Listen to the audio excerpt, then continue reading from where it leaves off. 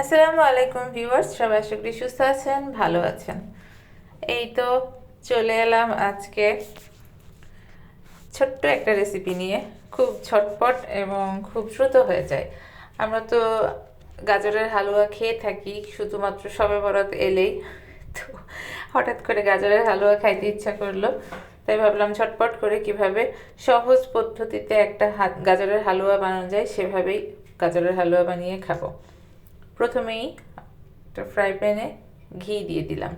ঘি ছাড়া তো হালুয়া হবেই না, হবে, তবে ঘিয়ের ফ্লেভার থাকলে খুবই মজা লাগে হালুয়াটা। তো আমার কাছে তো ঘি লাগবেই হালুয়াতে।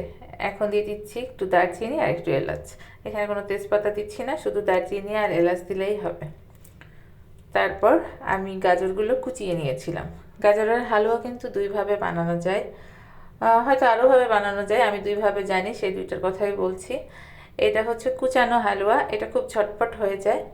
আরেকটা আছে যেটা একদম গাজরটাকে একটু সিদ্ধ করে ম্যাশ করে বানাতে হয়, মানে অ্যাকচুয়াল হালুয়া যেটা হালুয়ার মতো হয় যেটা আর কি, ওই হালুয়াটাও খেতে বেশি ভালো লাগে। তো ওইটা একটু সময় লাগে, আমি এত সময় নিয়ে করব না, যেহেতু খুব খেতে ইচ্ছা হচ্ছে, তাই ঝটপট কিভাবে বানিয়ে খাওয়া যায় সেটাই দেখাচ্ছি। তো ঝটপট বললেও অ্যাকচুয়ালি ওই হালুয়ার থেকে তাড়াতাড়ি হয়। হালুয়া কখনোই এত ঝটপটও হয় না, আমাকে এখানে 15 থেকে 20 মিনিট সময় দিতেই হবে। যাই হোক, আমি অতটা সময় দেখাচ্ছি না ক্যামেরাতে, বা আপনাদের খুব ঝটপট কিভাবে হয়ে যায় সেটাই দেখাচ্ছি। এবার এই গাজরগুলা নাড়তেই হবে, বেশ সময় নিয়ে নাড়তে হবে। একটু ভাজা ভাজা হইলে তখন আমি এর মধ্যে দুধ দিয়ে দেব, লিকুইড দুধ, কারণ গাজর কুচিটাকে তো সিদ্ধ করতে হবে, এই জন্য এখানে একটু লিকুইড দুধ দিয়ে দিলাম। যারা দুধ বেশি পছন্দ করেন না, আছে অনেকেই আছে দুধ বেশি খেতে পছন্দ করে না, তারা এখানে পানি দিতে পারেন। তো যেহেতু আমার দুধ পছন্দ, তো আমি দুধই দিয়ে দিচ্ছি। এখন এটাকে সিদ্ধ করতে একটু সময় দিতে হবে। এই তো, একেবারে খুব বেশি দিব না, কারণ যেহেতু কুচিয়ে নিয়েছি খুব বেশি সময় লাগবে না সিদ্ধ হতে। এই হালুয়াটা বানাতে খুব বেশি হলেও 20 থেকে 30 মিনিটের মধ্যে হয়ে যাবে, কুচানো টুচানো সহ, এর বেশি সময় লাগে না। তো এটাও এক প্রকার ঝটপটি, কারণ আমি যদি ওইটাকে গাজরটাকে কেটে সিদ্ধ করে আবার ম্যাশ করে করতে যেতাম, এটা অনেক সময় লাগতো, সেটা প্রায় ঘন্টার উপরে সময় লেগে যায়। এই যে এখন পানিটা অনেকটা শুকিয়ে এসেছে আর আমার গাজরটাও সিদ্ধ হয়ে এসেছে। তো এখন আমাকে এটাকে নাড়বো। হালুয়া মানেই নাড়াচাড়া, হাতের একটা ব্যায়াম হবে। রান্না বান্না এত সহজও না, একটু কষ্ট করতেই হয়। মজার কিছু খেতে হলে কষ্ট করতেই হবে। এই তো, যেহেতু আমার গাজরগুলো সিদ্ধ হয়ে এসেছে, এই পর্যায়ে আমি চিনি দিয়ে দিব। আর বরাবরের মতোই সামান্য একটু লবণ দেবেন। আমি একটু লবণ দিই সব কিছুতে, লবণ দিলে টেস্টটা ভালো লাগে আমার কাছে।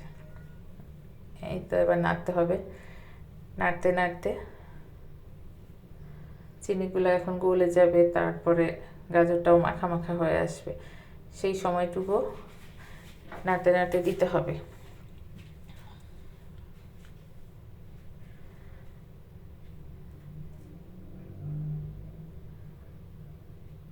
এই যে এখন আমি একটু পাউডার দুধ দিয়ে দিব। এই পাউডার দুধ দিলে হয় কি, গাজরের হালুয়াটার মধ্যে এই দুধটা সাদা সাদা হয়ে থাকে, দেখলে মনে হয় যেন মাওয়া দেওয়া হয়েছে। এটা খেতেও ভালো লাগে আর দেখতেও সুন্দর হয়। এই জন্য আমি শেষের দিকে এরকম গুঁড়া দুধ দিয়ে দিই 2-3 চামচ। আপনারা আপনাদের পছন্দ মতো দিবেন, আর যদি গুঁড়া দুধ না খেতে চান বা দিতে না চান, নাও দিতে পারেন, বাট আমার দেখা এবং খাওয়া দুটার জন্যই দিয়ে থাকি। এটা আমার স্টাইল, মানে আমি যেভাবে রান্না করি সেটাই আমি আপনাদের দেখাই।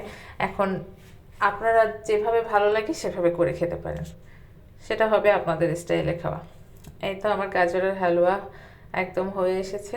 এখন আরেকটু ঘি দিয়ে দিলাম, তাহলে এখন ঘিয়ের ফ্লেভারটা আরও সুন্দর করে পাওয়া যাবে। এই যে এবার নেড়ে চেড়ে, ভালো মতো নেড়ে চেড়ে নামিয়ে ফেলবো। এই হালুয়াটা দেখবেন যখন একটু আঠা আঠা ভাব হবে তখনই নামিয়ে ফেলবেন। এই যে আমার কিন্তু একদম হয়ে এসেছে, পানি থাকবে না কিন্তু নরম নরম একটা ভাব থাকবে, একটু স্টিকি ভাব থাকবে। তাহলে এই হালুয়াটা কেটেও খাওয়া যাবে, আবার চামচ দিয়ে এমনিতেও খাওয়া যাবে বাটিতে করে। এই যে ঠিক এই অবস্থায় যখন আসছে তখন আমি এটাকে নামিয়ে পরিবেশন করব।